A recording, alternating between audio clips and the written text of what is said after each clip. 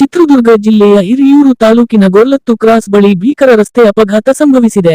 ರಾಷ್ಟ್ರೀಯ ಹೆದ್ದಾರಿ 48 ರಲ್ಲಿ ಲಾರಿ ಡಿಕ್ಕಿ ಹೊಡೆದ ಪರಿಣಾಮ ಸ್ಲೀಪರ್ ಕೋಚ್ ಬಸ್ ಹೊತ್ತಿ ಉರಿದಿದೆ. ಈ ಘಟನೆಯಲ್ಲಿ 17ಕ್ಕೂ ಹೆಚ್ಚು ಪ್ರಯಾಣಿಕರು ಸಜೀವ ದಹನವಾಗಿದ್ದು, ಹಲವರಿಗೆ ಗಂಭೀರ ಗಾಯಗಳಾಗಿವೆ. ಸಾವಿನ ಸಂಖ್ಯೆ ಹೆಚ್ಚಾಗುವ ಸಾಧ್ಯತೆಯಿದೆ. ಲಾರಿ ಚಾಲಕನ ನಿರ್ಲಕ್ಷ್ಯವೇ ಅಪಘಾತಕ್ಕೆ ಕಾರಣ ಎನ್ನಲಾಗಿದೆ. ರಾಷ್ಟ್ರೀಯ ಹೆದ್ದಾರಿ 48 ರಲ್ಲಿ ಒಂದು ಕಡೆಯಿಂದ ಬರುತ್ತಿದ್ದ ಲಾರಿಯೊಂದು ಡಿವೈಡರ್ ಹಾರಿ ಮತ್ತೊಂದು ಕಡೆಯಿಂದ ಬರುತ್ತಿದ್ದ ಬಸ್ಸಿಗೆ ಡಿಕ್ಕಿ ಹೊಡೆದಿದೆ. ಡಿಕ್ಕಿ ಹೊಡೆದ ರಭಸಕ್ಕೆ ಸ್ಲೀಪರ್ ಕೋಚ್ ಬಸ್ ರಸ್ತೆ ಮಧ್ಯೆ ಹೊತ್ತಿ ಉರಿದಿದೆ. ಈ ಅಪಘಾತಕ್ಕೆ ಲಾರಿ ಚಾಲಕನ ನಿರ್ಲಕ್ಷ್ಯವೇ ಕಾರಣ ಎಂದು ಹೇಳಲಾಗಿದೆ. ಇನ್ನು ಈ ಲಾರಿ ಹಿರಿಯೂರಿನಿಂದ ಬೆಂಗಳೂರಿಗೆ ತೆರಳುತ್ತಿತ್ತು ಎಂದು ಹೇಳಲಾಗಿದೆ. ಬಸ್ ಬೆಂಗಳೂರಿಂದ ಶಿವಮೊಗ್ಗಕ್ಕೆ ಹೋಗುತ್ತಿತ್ತು. ಇದೀಗ ಘಟನಾ ಸ್ಥಳಕ್ಕೆ ಎಸ್ಪಿ ರಂಜಿತ್ ಭೇಟಿ ನೀಡಿ ಪರಿಶೀಲನೆ ನಡೆಸುತ್ತಿದ್ದಾರೆ. ಹಿರಿಯೂರು ಗ್ರಾಮಾಂತರ ಠಾಣೆಯಲ್ಲಿ ಘಟನೆಗೆ ಸಂಬಂಧಿಸಿದಂತೆ ದೂರು ದಾಖಲಾಗಿದೆ.